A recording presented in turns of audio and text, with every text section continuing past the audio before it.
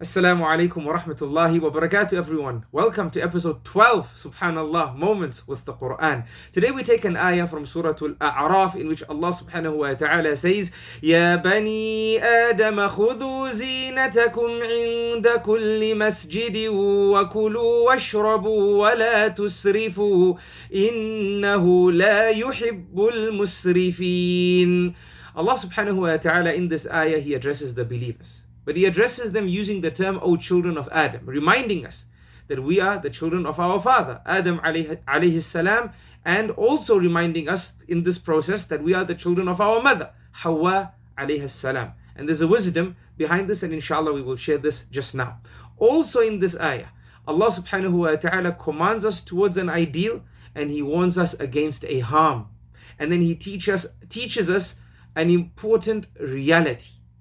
Allah subhanahu wa ta'ala, He commands us towards dressing appropriately whenever we pray.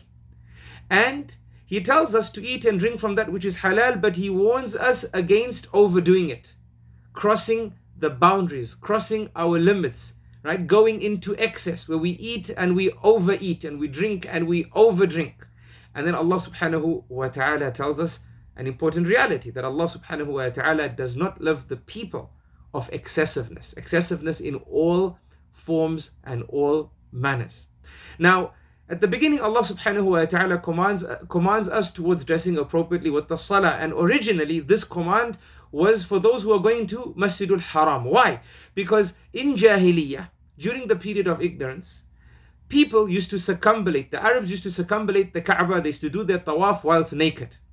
And Abdullah ibn Abbas radiyallahu anhuma, in a narration in Sahih al-Bukhari and Sahih Muslim as well, he mentions how the Quraysh never used to do this, and those the subsidiaries of the Quraysh as well, and those who had pacts and agreements with the Quraysh, they never used to do this.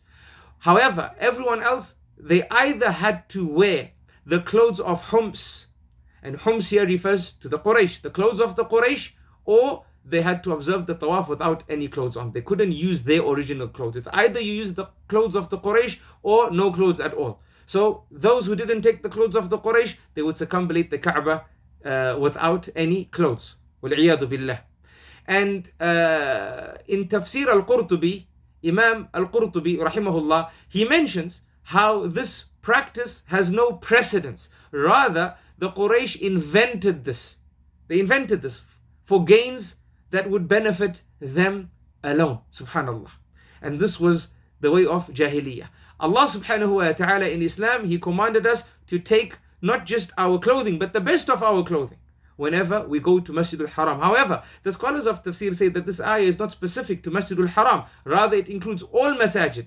And not just all masajid, but all places that we take as a place of prayer. Including now during COVID-19, with many of the masajid closed and many of us having to take places in our home as prayer places, we should ensure that we dress appropriately when we pray our salah and offer our salah to Allah subhanahu wa ta'ala. We should not pray in our pajamas, for example, or in clothing that subhanallah we would not feel proud for other people to see us in had we left the house, for example, right? So clothing that is presentable in terms of the norms of our society, we should use that clothing, our best clothing, if we can. And if we can't go to our best, then at least clothing that is acceptable in terms of the norms of our society. If we were to meet people and interact with people and so on and so forth, we should use this clothing when we observe the salah. So this is a command from Allah subhanahu wa ta'ala about this.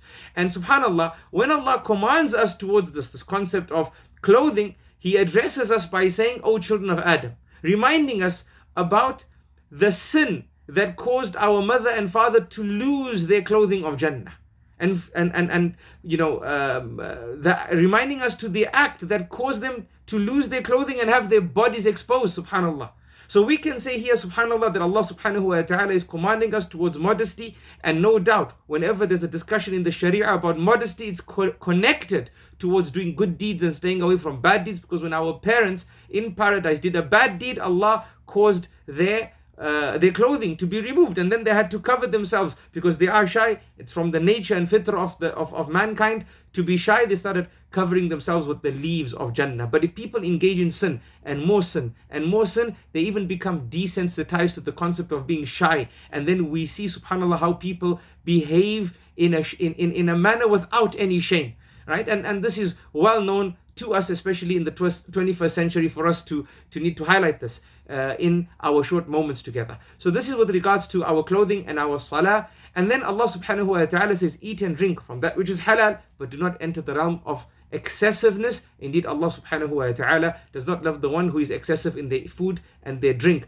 And in the month of Ramadan, subhanallah, where it's a month of fasting, but certain cultures have made it a month of not fasting but feasting, this matter has to be revived, right? We should eat appropriately, drink appropriately, so we can also gain rewards when we break our fast, as we had rewards when we fasted. We don't do something that is unbeloved to Allah, because Allah says Allah doesn't love those who are excessive in their food and their drink and every other matter, right? So we don't want to fast during the day and then be excessive when we break the fast, and subhanAllah disobey and displease Allah subhanahu wa ta'ala after we've spent the entire day trying to please Him. This moment is with this ayah, and this ayah is about clothing and eating and drinking and not being excessive. May Allah subhanahu wa ta'ala grant us the understanding. Until another moment, Salamullahi alaykum wa rahmatuhu wa barakatuh.